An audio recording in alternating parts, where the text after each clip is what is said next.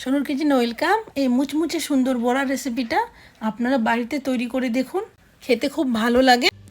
আমি নিয়েছি মসুর ডাল পেস্ট, কাঁচা লঙ্কা কুচি, রসুন কুচি, পেঁয়াজ কুচি। এখানে আলুটা আমি গ্রেটার দিয়ে ভালোভাবে ঝুরি করে ধুয়ে ঝাড়িয়ে দিয়েছিলাম, আলুর কষটা বেরিয়ে গেছে। এবার আমি কাশ্মীরি লঙ্কা গুঁড়ো, হলুদ গুঁড়ো, ভাজা জিরে গুঁড়ো, ভাজা ধনে গুঁড়ো, পরিমাণ মতন লবণ, এবার দিয়ে দেবো 1 চামচ জোয়ান দিয়ে এবার আমি দিয়ে দিচ্ছি 2 চামচ বেসন, ভিজিয়ে রাখা মুসুর ডাল যেটা আমি আগে থেকে তুলে রেখেছিলাম। এবার এটা ভালোভাবে আমি কচলে কচলে মেখে নিব। মাখার উপরেই বড়াটার টেস্ট হবে। সুন্দরভাবে এটাকে আমি মেখে নিচ্ছি। এটা মাখা হয়ে গেছে। এবার আমি ফ্রাই প্যানে তেল গরম করে নিব।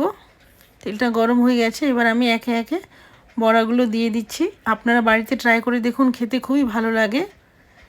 বড়াগুলো আমার এক পাশটা ভাজা হয়ে গেছে, আমি অন্য পাশটা উল্টে দিচ্ছি।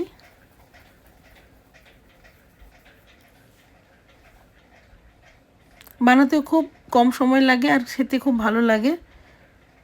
এটা আমার ভাজা হয়ে গেছে, এবার আমি তুলে নিব।